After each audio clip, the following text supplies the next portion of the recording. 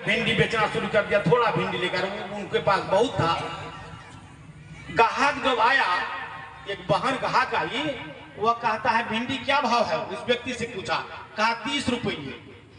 वह जो युवक था उनके पास तो 1 किलो का भिंडी था, मात्र 1 किलो। वो कहता हम 20 रुपया देंगे। अब वह ग्राहक इधर आने लगे तो वो कहा ना मैं भी 20 रुपया दे दूंगा। जब वह 20 रुपया का आदमी कहा 10 रुपया दे देंगे। अब वह भी भाई क्या करेगा, कहा अब अगर नहीं बेचते हैं तो बिकता नहीं है, तो वह भी 10 रुपया लगा दिया। 10 रुपया जब लगा दिया, वह बहन सारे भिंडी को तोला लिए, बस बगल में उसका भाई ही बैठा हुआ था, भाई को जाकर के दे दिया। बताइए बहन कैसा है? तो वही आज हमारे साथ भी अपने भाई के पास मैक बढ़ाया है, और आप कुछ बाबा से निवेदन है कि आप इसमें बीज डालें और उसको उर्वरा शक्ति बनावें। बोलिए प्रेम से श्री सद्गुरु महाराज की जय। सद्गुरु महाराज की जय। ऊंचे स्वर में सभी लोग परम पूज्य गुरुदेव की जय ध्वनि करेंगे।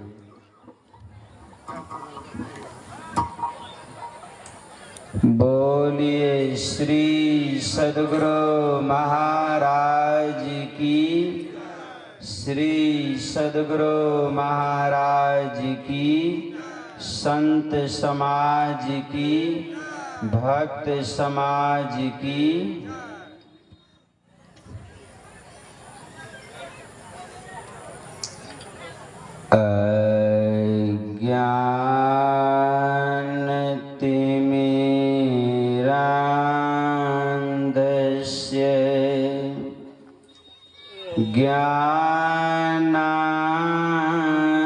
ज्ञानांजन शलाकय चक्षुरुन्मीलितं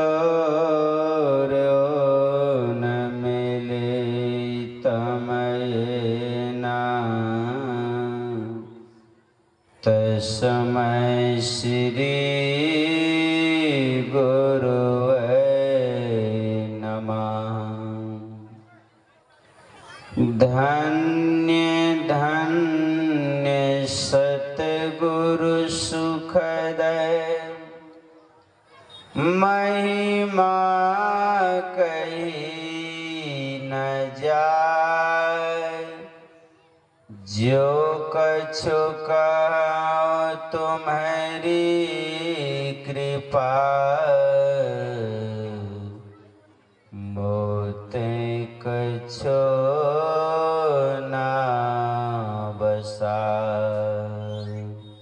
बोलिए श्री सद्गुरु महाराज की। प्रातः स्मरणीय अनंत श्री विभूषित परम पूज्य परमाराध्य श्री सद्गुरु महाराज जी के त्रिलोक पावन युगल श्री चरण कमल में मैं सत सत नमन करता हूँ। आध्यात्मिक संत मत सत्संग मंच पर आसीन परम श्रद्धेया परम पूजनिया साध्वी बहन श्री शिखा साहब के श्री चरणों में नमन। अर्चनीय वंदनीय मुद मंगल में समस्त साधु समाज के श्री चरणों में नमन। संत मत सत्संग सरिता में अवगाहन करने निमित्त पधारे हुए परम आदरणीय प्यारे धर्म प्रेमी सज्जनों, विद्वत जनों, बुद्धिजीवियों एवं शक्ति स्वरूपा परम पूजनीय माताओं, धर्मशिला बहनों तथा प्यारे प्यारे बच्चों, नौजवान साथियों, आप समस्त भक्तजनों के पावन श्री चरणों में मैं सत सत नमन करता हूँ और व्यासपीठ की ओर से आप समस्त श्रद्धालु भक्तगणों का हार्दिक स्वागत वंदन अभिनंदन करता हूँ। यह त्रिदिवसीय ज्ञान यज्ञ समारोह के अंतिम दिवस के समापन सत्र के शुभ अवसर पर सद्गुरु महाराज की कृपा से हम लोग सादर उपस्थित है और समापन सत्र के पावन शुभ अवसर पर अभी हम लोग स्तुति प्रार्थना ध्यानाभ्यास के पश्चात पवित्रतम सदग्रंथ रामचरितमानस सार सटीक तृतीय सोपान अरण्य कांड से परम भक्तिन मैया सबरी जी के दिव्यमयी प्रसंगों को श्रवण कर रहे थे, जिनके पश्चात परम श्रद्धेया पूजनिया श्री साध्वी वंशिखा साहब के स्वर में हम लोग व्यवहारिक जीवन, पारिवारिक जीवन, सामाजिक जीवन, राजनैतिक जीवन और धार्मिक जीवन के महत्वपूर्ण सूत्र को श्रवण कर रहे थे। हमारे आपके जीवन के दो पक्ष हैं, एक है व्यवहारिक पक्ष और दूसरा है परमार्थिक पक्ष अर्थात आध्यात्मिक पक्ष। इसलिए हमारा आपके जीवन के दोनों पक्ष जब मजबूत होंगे, बढ़िया होंगे, तभी जाकर के जीवन में शांति लाभ हो सकती है। इसलिए हमारा जीवन में व्यवहारिक पक्ष भी दृढ़ हो और आध्यात्मिक पक्ष भी दृढ़ हो। दोनों पक्ष की दृढ़ता हमारे अंदर में चाहिए, क्योंकि परमार्थ की जो भवन है, भक्ति की जो भवन है, उनका न्यू व्यवहारिकता ही है। इसलिए व्यवहार बहुत बड़ी सर्वोत्तम चीज है। इसलिए व्यवहार आपका पवित्र हो, व्यवहार आपका निर्मल हो, व्यवहार आपका बढ़िया हो, ये बहुत बड़ी मानव जीवन में दौलत है। इसलिए संत महापुरुष सत्संग के माध्यम से प्रत्येक मानव को सर्वप्रथम व्यवहारिक जीवन जीने की कला सिखलाते हैं कि सबसे पहले आप अपनी बोली और व्यवहार को सरस बनाइए, उसको मधुर बनाइए, उसको बढ़िया बनाइए। सबसे बड़ी बात यहीं से शुरुआत होती है, क्योंकि आज भारतीय समाज के लोग रामायण को जानते हैं, पढ़ते हैं, गढ़ते हैं, कहते हैं, सुनते हैं, सुनाते हैं, फिर भी भारत के धरती पर आज वृद्धाश्रम की जरूरत पड़ गई। आज वृद्धाश्रम में है, जगह जगह वृद्धाश्रम में हजारों वृद्ध पिता और माँ उनमें वास कर रहे हैं। जिस देश में राम की पूजा होती है, जिस देश में रामायण गुजती है, उस देश में क्या वृद्धाश्रम होना चाहिए? क्या माता पिता को वृद्धाश्रम जाना चाहिए? जिस देश के आध्यात्मिक शास्त्र गवाह देते हैं, गाते हैं कि मातृ देवो भवः, अर्थात माँ देवी है, पितृ देवो भवः, पिता देव हैं, लेकिन ये देव आज गृह छोड़ करके अनाथालय वृद्धाश्रम में जाकर के वास करते हैं। क्या इसको देव मानने वाले के पास आज सद्बुद्धि है क्या? उसको देव मानते हैं? केवल मंदिर में मूर्तियों को देव मानते, पर घर में इसको देव नहीं मानते। कहने का भाव, जिस देश में रामायण गुजती है, उस देश में आज इस तरह के माता पिता का अनादर हो रहा है, इस तरह का अपमान हो रहा है। अरे रामायण को बढ़िया से जानते, पढ़ते, गढ़ते हैं, लेकिन एक भाई के लिए भाई ने राजगद्दी का त्याग कर जंगल चले गए। कोई लोभ हुआ भगवान श्री राम के मन में? उस राम के चरित्रों का आप गायन करते हो, लेकिन सगा भाई की एक बीत जमीन के लिए गला रेत देते हो, भाई की हत्या करा देते एक बीत जमीन के लिए। फिर राम की महिमा कहाँ अपने जाने, आदर्श को कहाँ जाने? राम को पूजने का, भजने का, स्मरण करने का, पढ़ने का, गाने का सही वास्तविक अर्थ, रहस्य, यथार्थ आपके जीवन में तब होगा जब आप राम के उज्जवल व्यक्तित्व व कृतित्व को अपने व्यवहारिक जीवन में आत्मसात सांगोपांगो रूपीन करेंगे, तब उसी प्रकार सदगुरु महर्षि में परमहंस जी महाराज हो, सदगुरु कबीर साहब जी हो, अन्य जो भी संत महंत भगवंत संसार में कोई क्यों नहीं हो, उनको मानने का, पूजने का, भजने का, जानने का, रहस्य का अर्थ वास्तविक सार्थक सफल तब होगा जब उनके उज्जवल भक्ति के मार्ग, करुणा के मार्ग, दया के मार्ग, अहिंसा के मार्ग, प्रेम के मार्ग, न्याय के मार्ग पर आप अगर चलते हुए जीवन के अंतिम तल मोक्ष पद को प्राप्त कर लेंगे, तब आपका जीवन निहाल और शांति लाभ होगा। आज भारतीय समाज में देखो, एक इंसान ही मंदिर बनाता है, इंसान ही मूर्ति बनाता है, इंसान ही नाचता गाता बजाता है, और इंसान ही मूर्ति को फिर ले जा करके गड्ढे में डाल देता है। एक सरोवर है, एक नदी है, पोखर है, तालाब है, उस जल में जिंदा मुर्दा पखाना सारे अपवित्र चीजें भासते रहते हैं, घुलते मिलते रहते। वह जल आपको पीने के लिए दे, पिएंगे क्या? नहीं। उस जल में इतने पवित्र भाव से मूर्ति का निर्माण करके पूजन करके तब उस जल में ले जा करके मूर्ति को प्रवाह कर देते हैं, तहस नहस कर देते हैं। मूर्ति का अनादर नहीं है क्या? नहीं अनादर। आप जानते हैं नदी किनारे, पोखर किनारे, तालाब किनारे लोग पखाना करते, पेशाब करते, सारे चीजें जल के साथ वो फंसते चले जा रहे, और उसी पवित्र जल में ले जाकर मूर्ति को प्रवाह करते हैं। एक मिट्टी की मूर्ति लक्ष्मी की आपने बनाई, सरस्वती की बनाई, दुर्गा की बनाई, काली की बनाई, ये सब तो नारी स्वरूपा है ना।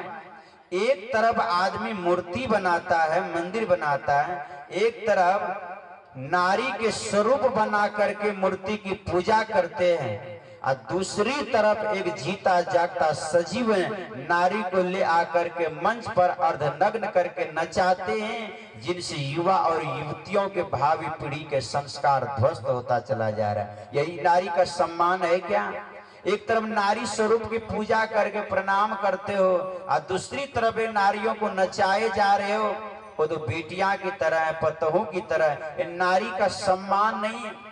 नारी वह शक्ति है, कहा है कि भारत की बेटियों का प्रताप सब जग से न्यारा है, संत सती साधक के बल पर यह देश हमारा है। संत सती साधक के बल पर यह देश टिका हुआ है। अगर धरती पर संत नहीं होंगे ना, तो संत न होते जगत में तो जल मरता संसार। अगर संत धरती पर नहीं होंगे, सती नहीं होगी, साधक नहीं होंगे, संसार नहीं रहेंगे। इसलिए कहने का अभिप्राय, आज पोटरी ग्रामवासी लक्ष्मी पूजा के युवा संघ समिति, तमाम बूढ़े बच्चे, वृद्ध वृद्धाएं, तमाम वर्ग के लोगों ने एक विचार विमर्श करके पूजन के अवसर पर जो इतना बड़ा ज्ञान यज्ञ का जो समारोह का आयोजन किया, ये बहुत बड़ी अद्भुत परिवर्तन का काम हुआ है, बहुत बड़ी सर्वोत्तम कार्य हुआ है। इसलिए इस तरह काम करने से मानव को जीवन में ज्ञान का प्रकाश मिलता है, मानव को जीवन में अध्यात्म की राह मिलती है। कहने का अभिप्राय, नारी का अनादर नहीं, नारी का अपमान नहीं, नारी परम शक्ति है, नारी महान शक्ति है। इसलिए सती का सत्य है महान, जिससे हार गए श्री भगवान। भगवान हार गए कि नहीं हार गए? ऐसे से हमारे देश में सती हुई है, और ऐसी सती नारियों की परंपरा में परम भक्तिन मैया सबरी हुई, जिसके प्रेम के रसरी में बंद करके भगवान आज उसके कुटिया में पधारे। हम लोग जानते हैं नारी ऐसी महान होती, इसलिए कहा कि भागलपुर के चंदो घर में बिहुला के ससुराल है, बिहुला के ससुराल। सती बिहुला की बृहद रूप में नाटक भी हुआ करती थी, आज भी होती है। कितनी बड़ी महान सती बिहुला ही भागलपुर के चंदो सौदागर के घर में उनके ससुर थे, पुतहू थी। और ऐसी बिहुला कि इंद्रासन से लिल के पति के प्राण हे बहिना जानै छै सकल जहान। हमर बिहार छै प्रधान हे बहिना जानै छै सकल जहान। भागलपुर के अंग प्रदेश के राजा मुंगेर दानी कहलावे हे, दानी कर्ण कहलावे। अंग प्रदेश मुंगेर के राजा दानी कर्ण कहलावे हे, दानी कर्ण कहलावे। ये अंग प्रदेश कहा जाता है और इसके राजा दानवीर कर्ण को बनाया गया था। और कितने बड़े दानी, सवा समान सोना रोज करे दान हे बहिना जानै छै सकल जहान। ये ऐसी नारी, ऐसे भक्त, ऐसे संत इस धरती पर अवतार लिए हैं। इसलिए कहने का अभिप्राय, आज प्रत्येक नारी समाज को भारतीय नारियों की जैसी वेशभूषा धारण करनी चाहिए। प्रत्येक पुरुष समाज को भारतीय पुरुषों के और संस्कृति के आधार पर उनको वेशभूषा धारण करनी चाहिए। आप रहते हो भारत में, अन्न खाते हो भारत का, सारा चीज उपयोग करते हो भारत का, लेकिन संस्कृति, सभ्यता, कल्चर आप पाश्चात्य जगत विदेशों का अनुकरण करते हैं। अच्छी बात है, अंग्रेज तो 47 में चले गए, लेकिन आज भी अंग्रेजियत संस्कृति भारतवर्ष से नहीं गई है क्या? इसलिए हम, मेरा मन हो स्वदेशी, मेरा तन हो स्वदेशी, मेरा कर्म हो स्वदेशी, और मर जाऊं तो मेरा कफन हो स्वदेशी। अपने स्वदेश पर आधारित होना चाहिए। ये भारत बहुत बड़ी महान देश है। इसलिए कहा, जिस दिल में दया धर्म नहीं, जिसमें बहती प्रेम की रसधार नहीं, वह हृदय नहीं पत्थर है जिसमें स्वदेश का प्यार नहीं। अर्थात जिसमें अपने राष्ट्र के प्रति प्यार नहीं। अपने राष्ट्र के प्रति मर मिटने के लिए हर एक लोगों को तैयार रहना चाहिए, क्योंकि अगर देश सुरक्षित रहेगा तो समाज सुरक्षित रहेगा, सब सुरक्षित रहेगा। हमारे अंदर में राष्ट्रीय भावना होनी चाहिए और हम अपने संस्कृति, सभ्यता और अपनी भाषा पर हमें पूर्ण विश्वास होनी चाहिए और अपनी परंपरा में हम दृढ़ रहे। ये भारतीय समाज के संत महापुरुष ये सिखलाते हैं। आज गांव-गांव में जागृति करते हैं, समाज को जगाते कि जागो, उठो, जागो, उत्तिष्ठता जाग्रता प्राप्य वरानी बोधता छूरस्य धारा निशिता दुरतया दुर्गम पथस्तत् कवियो वदंती। कठोपनिषद के ऋषि कहते, अरे अविद्याग्रस्त लोग उठो, जागो, श्रेष्ठ पुरुषों के समीप जाकर के ज्ञान की प्राप्ति करो। श्रेष्ठ पुरुष सदगुरु के पास जाओ। यदि परम भक्ति मैया सबरी को जिंदगी में अगर महर्षि मतंग के जैसे सदगुरु नहीं मिलते तो फिर सबरी के जीवन का कल्याण होने वाला नहीं था। तो महर्षि मतंग की कृपा हुई तभी तो ब्रह्म दीक्षा, ब्रह्म ज्ञान उनसे मिला ना। ऋषि कहते, जाओ उनके समीप और ब्रह्म ज्ञान की प्राप्ति करो। वह ज्ञान जिस ज्ञान से सारा अज्ञान का नाश हो जाए। ज्ञानान मोक्ष वापनोति, ज्ञान से मोक्ष की प्राप्ति होती है। इसलिए कौन ज्ञान चाहिए? अध्यात्म ज्ञान चाहिए। भगवान श्री कृष्ण से अर्जुन ने पूछा, किम अध्यात्म उच्यते, भगवान ब्रह्म क्या है, अध्यात्म क्या है? भगवान श्री कृष्ण कहते, परमम अक्षरम ब्रह्म स्वभावो अध्यात्मुच्यते भूत भावोदकर विसर्ग कर्म संजते। भगवान श्री कृष्ण कहते, परम अक्षर ही ब्रह्म है, स्वभावो अध्यात्मुच्यते। अर्थात इस शरीर के अंदर में रमण करने वाले जो अव्यक्त रूप में जो सूक्ष्म आत्मा है वो ही अध्यात्म है, और इससे संबंधित जो ज्ञान है वो अध्यात्म ज्ञान कहलाता है। इसलिए अध्यात्म ज्ञान बड़ा शुद्ध ज्ञान होता है। इसलिए भौतिकवादी के साथ साथ अध्यात्मवादी होना है। अध्यात्म ज्ञान परम ज्ञान है। इसलिए भगवान कहते, नाना शास्त्र पठंती लोके 4 वेद 6 शास्त्र 18 पुराण गीता रामायण महाभारत देश में सकल शास्त्रों को रट करके कंठस्थ कर ले, बहुत बड़ी उपलब्धि। नाना देव पूजनम, समस्त देव और देवियों की पूजन करके महापुण्य प्राप्ति कर ले, बहुत उपलब्धि बड़ी हो गई।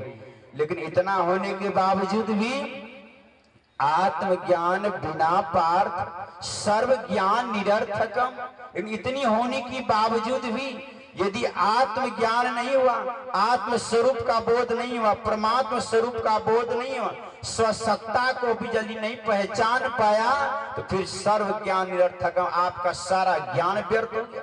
रामायण जानते हो, कहते आर पार जानते हैं, महाभारत जानते हो, आर पार जानते हैं, शास्त्रों को आर पार जानते हैं, रटते हैं, कथा कहते हैं, लेकिन खैनी खाते हैं, हाँ खाते हैं, बीड़ी पीते हैं, सिगरेट पीते हैं, मांस खाते हैं, मछली खाते हैं, शराब पीते हैं, अंडे, हाँ ये सब, लेकिन जानते आर पार, खाक जानता है। जिस मनुष्य को अभी तक अपना आहार का ज्ञान नहीं हुआ, अपना भोजन का ज्ञान कि क्या खाना है, कितना खाना है और कैसे खाना है, क्या पीना है, कितना पीना है और कैसे पीना है, क्या करना है, कैसे करना और क्या नहीं करना, अगर इन बातों का यदि तुझको ज्ञान नहीं हुआ, क्या बोले, कितना बोले, कैसे बोले, कब बोले, कहाँ बोले, अगर ये व्यवहारिक ज्ञान प्रथम चरण का तुम्हें जीवन में नहीं हुआ, अन्य सारा ज्ञान हो गया तो वह तुम्हारा व्यर्थ है। इसलिए आप जानते कितना है, महत्व इस बात का नहीं, आप व्यवहारिक जीवन में अक्षर से पालन कितना करते, महत्व इस बात का कि आप करते कितना है, आप रहने में कितना रहते हैं। गुरुवर कबीर देव कहते, करनी करे सो पुत्र हमारा, कथनी कथे सो नाती, रहनी रहे सो गुरु हमारा, हम रहनी के साथी, जो रहनी में रहते हमारे गुरु हैं। इसलिए कहे कबीर निज रहनी समारी, सदा आनंद रहे नर नारी। रहनी बहुत बड़ी चीज है, जो रहनी में रहते वही महान होता है। इसलिए जानना बड़ी बात नहीं, अर्थात जानने से अधिक अपने जीवन में करना बहुत बड़ी बात है। अगर आप नहीं करते, आपका ज्ञान निरर्थक हो गया, भगवान का दिन निरर्थक हो गया।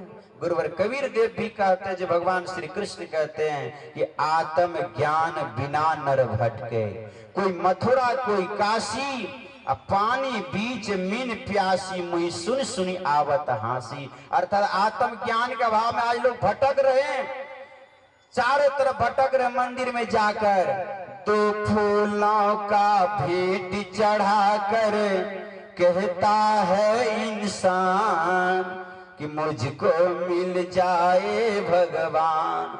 थोड़ी सी फूल फल वगैरह चढ़ाकर हाथ जोड़ करके भगवान से आराधना करते हैं। मंदिर मस्जिद गिरजा घर रच कर, भाई आजे भाई को तज कर। मंदिर मस्जिद गिरजा घर चर्च वगैरह रच करके विविध पूजन के स्थल बना दिए, लोग पूजा वगैरह खूब झुक झुक के करते, लेकिन भाई आजे भाई के ऊपर खींच रहा कृपान कि मुझको मिल जाए भगवान।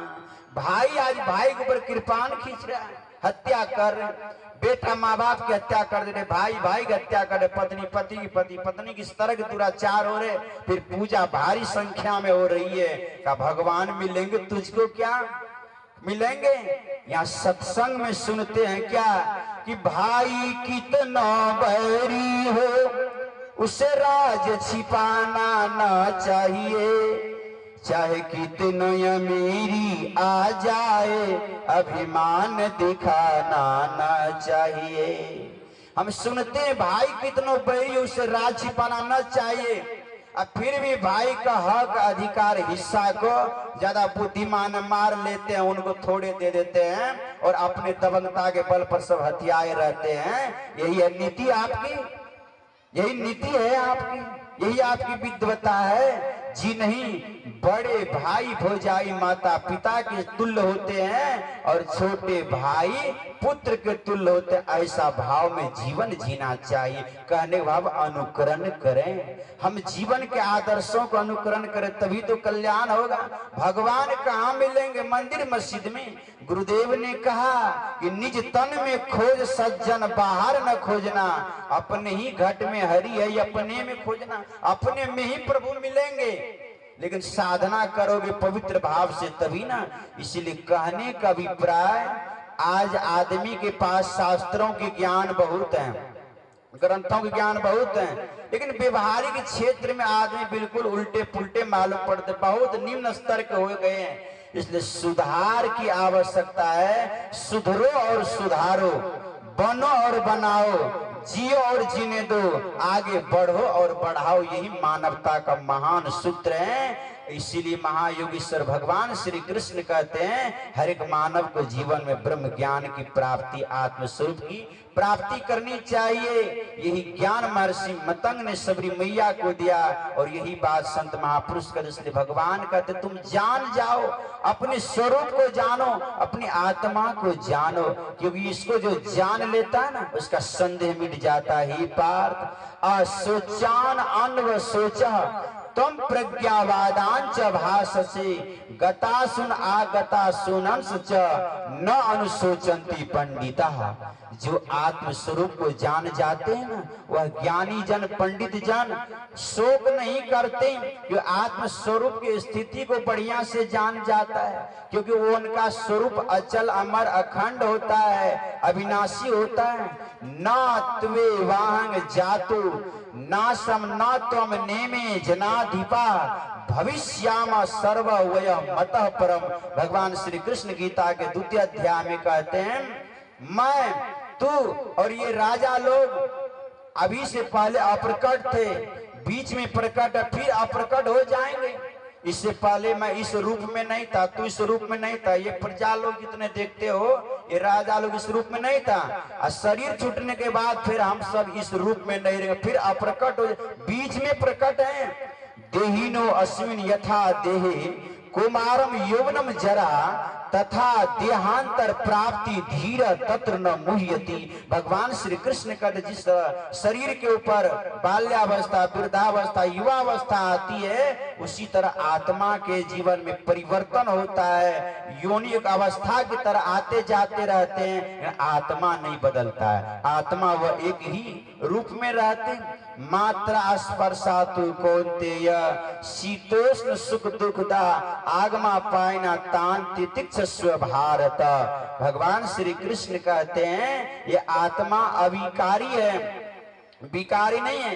ये आत्मा अविकारी है, विकारों से परे है। आत्मा निर्मल है, आत्मा बेदाग है, यह पूर्ण शक्तिमान है। इसके अंदर अनंत शक्ति है, अपार शक्ति इसके भीतर में।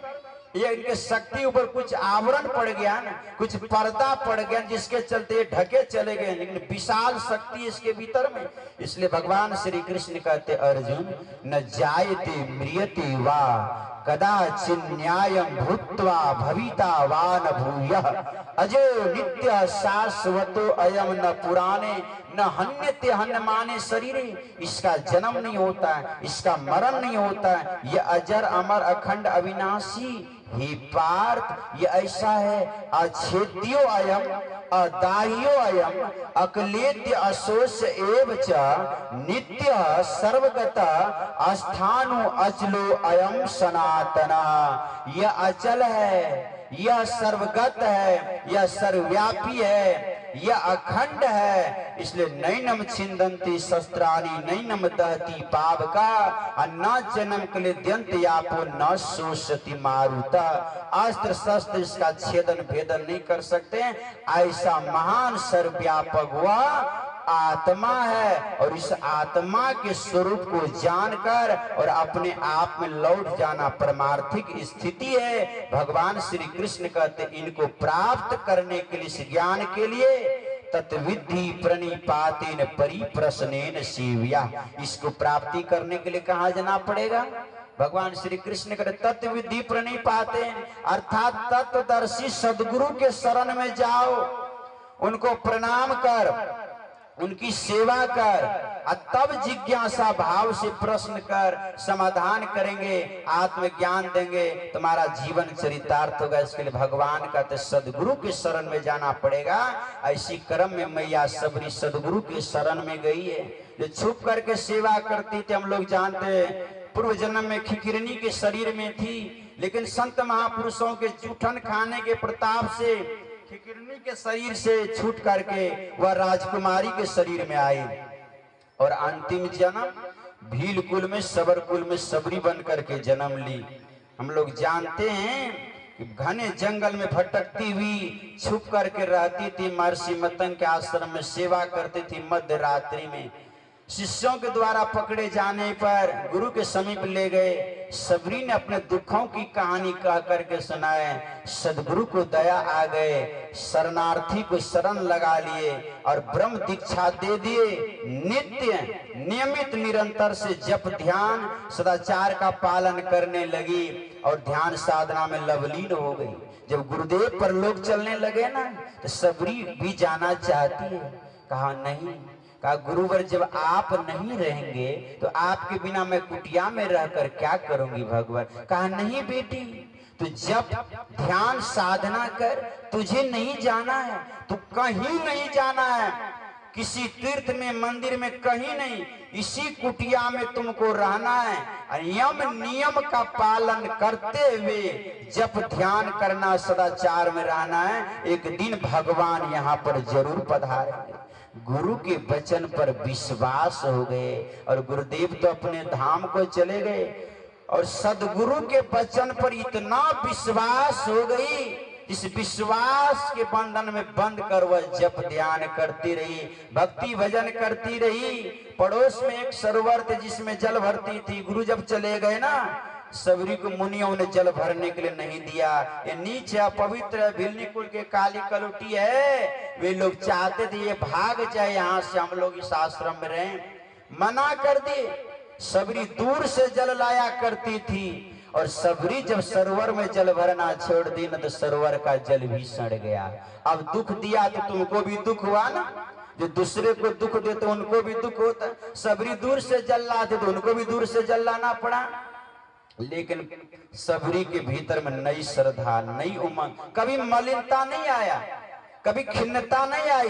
धीरज धरे तो कास रे, धीरे धीरे रे मना, धीरे सब कुछ होय, माली सींचे सौ घड़ा तो ऋतु आए फल हो। धैर्य धरो ना, मकई रोपे हैं, समय पर अंकुरित होकर के पुष्पित पौधा बनेंगे, वृक्ष बनेंगे, फल लगेंगे, पकेंगे। अरे समय पर सब काम हो जाएगा। धैर्य धारण करके उनके प्रति जो कर्तव्य है वो करते चलो ना, समय पर तुझको फल मिलेगा। उसी प्रकार मैया सबरी धैर्य पूर्वक भक्ति कर रहे। बीवल विरह वेदना, एक भक्ति में जो पागल होते हैं ना, वह विरह वेदना विभोर मगन मस्त सबरी। इसलिए भक्ति की रंगत अगर सीखनी हो तो सबरी के जीवन से सीखें। और रोती रहती थी, हंसी हंसी कंत ना पाइया, जिन पाया तिन रोए। हंस करके भगवान को कोई पाए हैं क्या? जो पाया रो करके पाए हैं। जब 5 पतियों के रहते हुए भरी सभा में जब दुशासन ने से कहा दुर्योधन कि हे दुशासन, द्रौपदी के जो है अंग वस्त्र को खींच करके और नंगी करके मेरे जंघा पर बैठा दो, क्योंकि मैं अंधा का बेटा अंधा हूं, इनके स्वरूप का दर्शन तो नहीं कर पाऊंगा। ऐसा लहर क्यों था दुर्योधन के भीतर में? क्योंकि द्रौपदी एक बार बोल चुकी थी ना, जब राष्ट्रीय जग में दुर्योधन जा रहे थे, जब दीवार से टकराया, ऐसा मायावी रास्ता बनाया गया था चकमक माया की बाजार की तरह। हंसी आ गई ना, आखिर अंधा का बेटा तो अंधा ही होता है। थोड़ी सी बानी बहकने पर द्रौपदी की कैसी फज्जत हो गई। रजस्वला स्थिति अंतपुर में बैठी थी, पीछे से बाल पकड़ के घसीट करके सभा के बीच लाए गए। और उस सभा में गुरु द्रोणाचार्य, कृपाचार्य, भीष्म पितामह, इतनी बड़ी सभा के बीच में अब 5 पतियों की भारिया महारानी द्रौपदी, तब उसका नादर समय का खेल निराला रे भाई, समय का खेल निराला। और समय के आगे सबको झुकना पड़े, चाहे हो कितनों बल वाला। समय का प्रभाव देखिए, कर्म का प्रभाव देखिए, कहां ला दिया, बचा सका कोई? और सभा के बीच ले आए और पकड़े हुए खींचना चाहते हैं। एक एक करके द्रौपदी सबके शरण में गई, सबके आगाड़ी गई, 5 पतियों के समक्ष जाकर अपने भाव रखी, सिर उठाकर देखा नहीं। देख लीजिए 10,000 हाथी का बल है, लेकिन सबका बलहीन हो गया। वहां पर विचार करिए, द्रोणाचार्य, कृपाचार्य, पितामह सबके समक्ष द्रौपदी गई, रोई, बिलकी, याद की, प्रार्थना की, लेकिन किसी ने उनके लज्जा को बचाने का साहस नहीं किया, सहयोग नहीं किया। और द्रौपदी विलाप कर रही है अंतिम चरण में, एक हाथ ऊपर एक हाथ नीचे से वस्त्र को पकड़ी हुई है और एक ही विलाप, जुए में गए हार हमार पिया, 5 पति मौन होई बैठे हमार पिया। एकदम विलाप कर रही है, हे भगवान हमारे पति ने जुए में हार गए। एक हाथ से विलाप करती करती जब हृदय से विलाप करके करुण भाव से जब भगवान का गुणानुवाद करने लगी, आंखों से प्रेम आंसू की धारा बह रही है और सब जगह से विश्वास को हटा भगवान पुकार करते, आंखों में आंसू है। क्या हंसती थी सबरी? क्या मीरा हंसती थी?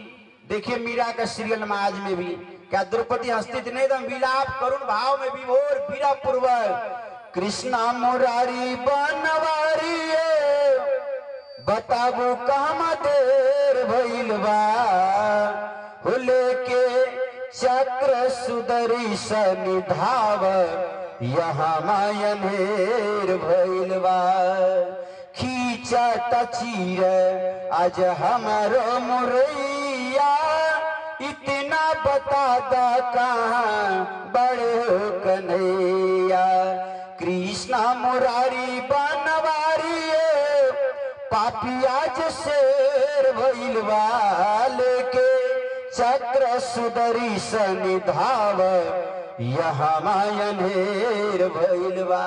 विलाप करे भगवान, दुख हरे द्वार का नाथ, शरण में हो तेरी, बिन काज आज महाराज लाज गई मेरी। और दोनों हाथ उठाकर जैसे भगवान की जयकारा करती है, भगवान प्रगट वस्त्रावतार ले लिए और दुशासन खींचते जा रहे हैं। वस्त्र की कमी नहीं, अपार वस्त्र नंगी कर सका।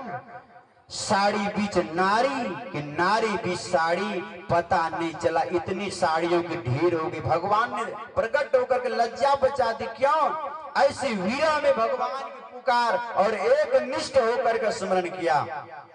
उसी तरह सबरी एक निष्ठ होकर के करती थी और विभोर होकर पल पर लोग बास रोजे पूछे, पल पल बाटा देखे, कब यही भो हमारो माड़ैया, हो रघुनंदन स्वामी। ऐसी विभोर होकर भगवान गुणानुवाद, और भगवान श्री राम और लक्ष्मण जी महाराज वहां पधारते और भगवान श्री राम लक्ष्मण जी के दिव्य दर्शन को करके सबरी विभोर होकर चरणों में गिर गई कि सबरी देखी राम गृह आए। सबरी को देख करके भगवान भी विभोर हो गए, प्रेम आंसू की झरने भगवान के आंसू से भी झरने लग गए और सबरी के भी आंसू से विभोर होकर सभी रोने लग गई और मगन मस्त होकर के और भगवान श्री राम को स्वागत कर कुटिया में ले जाती है। लेकिन भीतर में एक प्रसन्नता भी हो, क्या खुशियां भी है। गुरु के स्मरण कर ली कि सबरी देखी राम गृह आए, मुनि के बचन समझी जिए भाई। गुरु को याद में आज रो रही, क्यों? कि गुरु हमारे कहा करके गए थे, बेटी कहीं नहीं जाना, भगवान एक दिन आएंगे। आज सदगुरु का वचन सत्य हो गया, जो प्रभु आज मेरे द्वार पर पहुंच गए, मेरे राह कि आज पूर्ण कर दिए। गुरु का स्मरण में रो, इसलिए गुरु ऐसे देव होते हैं, इसलिए गुरु की नित्य कर पूजा, जगत इन सम न दूजा, मिही को आन न सूझा, फकत गुरु ही आधारा है, बिना गुरु की कृपा पाए नहीं जीवन उधारा। ऐसे गुरुवर महान होते हैं। और भगवान को ले आई और आदर पूर्वक आसन पर बिठा करके श्याम गौर सुंदर दो भाई सबरी परी चरण लपटाई। चरणों में लिपट करके रो रही है और सादर जल ले चरण पखारे पुनि सुंदर आसन बैठारे। प्रेम पूर्वक चरण पखार करके चरणामृत लेती है। सुंदर आसन पर भगवान विराजमान है और प्रेम पूर्वक कंद मूल फल सुरस यति दिए राम कहो आने प्रेम सहित प्रभु खाए बारंबार बखानी। प्रेम से भगवान को बेर नाम के फल सबरी समर्पित करती है और बड़े विभोर से भगवान खा रहे हैं और मीठी मीठी स्वाद का वर्णन कर रहे। ये तो प्रेम का स्वाद है इसमें, ये तो प्रेम की बात है। उधो बंदगी तेरे बस की नहीं। प्रेम पूर्वक भगवान ग्रहण कर ले। स्वागत सम्मान के पश्चात विनय पूर्वक हाथ जोड़ करके मैया सबरी भगवान श्री राम से कह रही क्या कि ही विधि स्तुति करो तुम्हारी अधम जाति में जड़ मति भारी। भगवान हम आपकी स्तुति किस तरह करूं? मैं अधम हूं, नीच हूं, बिलनी हूं, अपवित्र हूं, मुझे कुछ आता नहीं, मैं किस तरह करूं? सबरी कम थी क्या? सबरी से भगवान आगे बोले सकल प्रकार भगति दृढ़ तोर सब में परिपूर्ण थी मैया सबरी। अब फिर भी अपने को कह रहे मैं कुछ नहीं जानती, मुझ में क्या है? माने बड़े बड़ाई ना बोले, बड़े न बोले बोल रही मन हीरा कब ना कहला टका मम मोल लाख टका मम मोल। अर्थात बड़े बड़ाई ना बोले, बड़े न बोले बोल। जो बड़े लोग होते हैं ना वो अपनी बड़ाई अपने मुखार विद से नहीं कहते। जो गायक होते, वादक होते, वक्ता होते, संत होते, महंत होते, ब्रह्मचारी होते, योगी होते, नेता होते, पंडित होते, लेखक होते, कवि होते, विद्वान होते, यथार्थ रूप में जो होते हैं ना वो अपने होने की चर्चा, बड़ाई, प्रशंसा अपने मुखारविंद से नहीं करते हैं। उसको जानने वाला, समझने वाला, परखने वाला जो विवेकी होता वही कहते हैं। अगर 10 निक के समाज में लोग होते वो उनको जानता है। इसलिए घायल की गति घायल जाने, जो कोई घायल हो जोहरी की गति जोहरी जाने, जो कोई जोहरी होए सूली ऊपर सेज हमारी सुवन किस विधि होए, गगन मंडल में सेज पिया के मिलन किस विधि होए। दर्द के मारे मीरा बन बन डोले वैद न मिलिया कोई, अब मीरा के दर्द तब निवारण हो जब सदगुरु वैद सवरिया होए। हेरी मैं तो प्रेम के दीवानी मेरो दर्द न जाने कोई। मीरा कहती मेरी कौन दर्द, वही जानेगा जिसको हुआ है वही न जाने, जो पीरा में खोए वही न जाने, और कौन जान सकता है? कोई नहीं जान सकता है। इसलिए सबरी कह रही है मैं कुछ नहीं जानती। मैंने सबरी के जैसा भी अगर कोई योग हो जाओ लेकिन अपने भीतर में रत्ती भर भी अहंकार नहीं आने दो, क्योंकि अहंकार आ गया तो अहंकार को जलाओ, नहीं तो अहंकार तुमको जला करके राख कर देगा। बड़े गए बड़ोपन में रोम रोम अहंकार, सतगुरु से परिचय बिना चारों बरन चमार। अहंकारी का नाश हो जाता है, घमंडी का नाश हो जाता है। सबरी विनय पूर्वक कह रही है मैं कुछ नहीं जानती हूँ, किस तरह प्रार्थना करूं, मैं नीच अपवित्र। भगवान ने कहा नहीं नहीं, अधमति अधम अधम यति नारी तिन महमति मंद यघारी। भगवान 3 बार अधम शब्द का प्रयोग किया। अधम ते अधम, अधमति नारी। अधम से भी अधम कोई नारी संसार में क्यों नहीं हो, या नर ही कोई क्यों नहीं हो, लेकिन मैं उनमें वास करता हूं। क्यों? वो मुझको प्रिय है। किस चलते? धन के चलते, विद्या के चलते, प्रतिष्ठा के चलते, ऊंची जाति के चलते, रूप के चलते नहीं। भगवान कहते देखो सबरी, हमको जाति पाति ऊंच नीच ये सबसे कोई मतलब नहीं है। तो फिर कह रघुपति सुनो भामिनी बाता, मानव एक भगति करनाता। हे भामिनी, हे सुंदर स्वभाव वाली, यह संसार में हमको केवल एक भक्ति से नाता है, दूसरा कुछ नहीं। तो नीच ऊंच कुल में जन्म नहीं है, क्योंकि जिसके अंदर में विनम्रता है ना, तो नीच नीच सब तरी गए। माने जिसके अंदर विनम्रता है, कोमलता है, करुणा का भाव है, शिष्ट सज्जन है, तो नीच नीच सब तरी गए।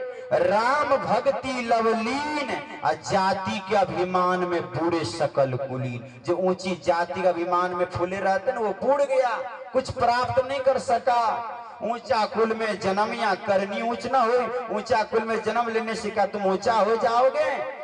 जी नहीं, व्यक्ति जाति से महान नहीं, इंसान अपने संस्कार, शिक्षा, कर्तव्य, कर्म, नैतिकता और चरित्रता से महान होता है। ऊंचे जाति में जन्म लेने से महान नहीं होता। भगवान श्री राम का भक्ति से हम लोग केवल नाता है, और संसार में कोई चीज से नाता नहीं। जिसके अंदर में भाव है ना, आज इतने लोगों के हृदय में सत्संग के प्रति भाव है, संत के प्रति शुद्ध सद्भाव है, तब ने इतनी भारी संख्या में इस पंडाल में भी लोग बैठे हुए हैं। अगर संत के प्रति भाव नहीं हो, सदगुरु के प्रति श्रद्धा नहीं, लोग बैठेंगे? तो सदगुरु किसके भूखे होते हैं? भाव के भूखे हैं भगवान, भाव नहीं तो कुछ भी नहीं, चाहे लाख करे गुणगान। भाव के भूखे हैं भगवान, भगवान तो भाव के भूखे। भगवान श्री राम कहते सबरी, जाति पाति कुल धर्म बड़ाई, धन बल परिजन गुण चतुराई। भागतिहीन नर सोहई कैसा, बिनु जलवारी देखिए जैसा। का जाति पाति कुल धर्म बढ़ाई, ये सारे चीज किसी के अंदर में हो। अरब खरब लो द्रव्य हैं, उदय अस्त लो राज, अब भक्ति महात्म ना तुल्य, तो ये सब कौने काज? सब हो पर जीवन में भक्ति नहीं, तो फिर ये कौन काज के? भगवान श्री राम कहते ये सब चीज हो, ऊंचा कुल हो, खानदान हो, विद्या हो, शिक्षा हो, धन हो, प्रतिष्ठा हो, रूप हो, रंग हो, कुटुंब हो, परिजन हो, सब कुछ परिपूर्ण हो मानव जीवन में। लेकिन जिंदगी में अगर ईश्वर की भक्ति, सदाचार, गुरु की सेवा, साधना, माता पिता की सेवा नहीं है जीवन में उत्तम भक्ति, फिर वो हमको प्रिय नहीं है, वो हमारा कोई नहीं हो सकता है। भगवान श्री राम को उससे हमको कोई नाता, हमको नाता केवल भक्ति से है, हमको जाति से नाता नहीं। इसलिए संत पल्लू साहब ने कहा कि साहब के दरबार में केवल भक्ति प्यार, केवल भक्ति प्यार, भक्ति में राजी, तजा सकल पकवान खा लिया दासी सुत भाजी। राजा युधिष्ठिर यज्ञ बटोरा जोड़ा सकल समाजा, मर्दा सबका मान लाजा, सो पचबिन घंटा न बाजा। क्या घंटा बजा? 88,000 राजा युधिष्ठिर जग आराधल, नेतन मुनिजन 88, अस्वपज बिन घंटों न बाजे, मुनिजन रहल निहारी, अब भक्ति रहनी बड़ी भारी हो साधु। 88,000 ऋषि मुनि ब्राह्मण उच्च जाति के सारा लोग भोजन करके चले गए। घंटा बजा, घंटा बजा। बड़े बड़े ऋषि मुनि जग में पधारे, अरे घंटा बजेलन डुमिनिया के, मोहे भावेला भक्ति भिलनिया के, मोहे भावेला भक्ति भिलनिया। सारे लोग आए, खा के चले, घंटा नहीं बजा। लेकिन जाति के डोम कहे जाने वाले स्वपच भक्त सुदर्शन के आने से, भोजन ग्रहण करने से घंटा बज गया। तो कहो सबसे बड़ा ब्राह्मण, सबसे बड़ा संत, सबसे बड़ा महान कौन हुआ संसार में? कौन हुआ? विचार करे। स्वपच भक्तवान, वहां जातीयता रही क्या? नहीं रही।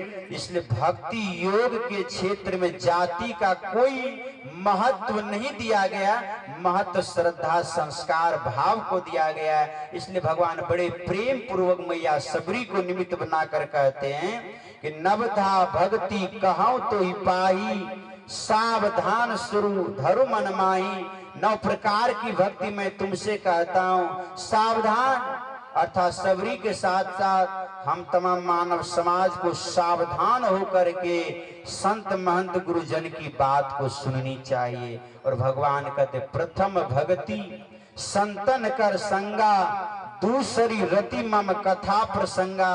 अर्थात प्रथम भक्ति संतों का संग है, जो वैरागमान ज्ञानमान चरित्रमान ज्ञानमान ऐसे पवित्र तत्वदर्शी विवेकी संत महापुरुषों की पावन सानिध्य संगति करना, ये प्रथम भक्ति।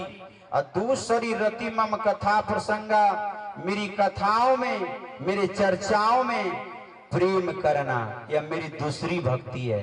और गुरुपद पंकज सेवा, तीसरी भक्ति अमान। और चौथी भक्ति मम गुण गण करई कपट तजी गान। गुरुपद पंकज सेवा अर्थात गुरु के चरण कमल की सेवा करना, गुरुपद पंकज। तीसरी भक्ति अमान, मान रहित होकर के अभिमान रहित होकर के गुरु के चरण कमल की निष्ठा पूर्वक स्थूल और सूक्ष्म बाहरी और आंतरिक दोनों प्रकार की शारीरिक सेवा बाहरिक सेवा और आज्ञा पालन दोनों प्रकार की गुरु की सेवा करना, यह तीसरी भक्ति है। और चौथी भक्ति मम गुण गण करई कपट तजी गान। अर्थात चौथी भक्ति है हृदय से कपट का त्याग करके मेरे गुणगान माने स्तुति प्रार्थना वंदना जो करते हैं, ये चौथी भक्ति के श्रेणी में आती, इसको भगवान कहते हैं। ये चौथी भक्ति हो गई। और मंत्र जाप मम दृढ़ विश्वासा, पंचम भजन सुवेद प्रकाशा। अनेक नामों को छोड़ करके एक गुरु प्रदत्त मंत्र जो नाम है, निष्ठा और विश्वास पूर्वक उसका जाप करना।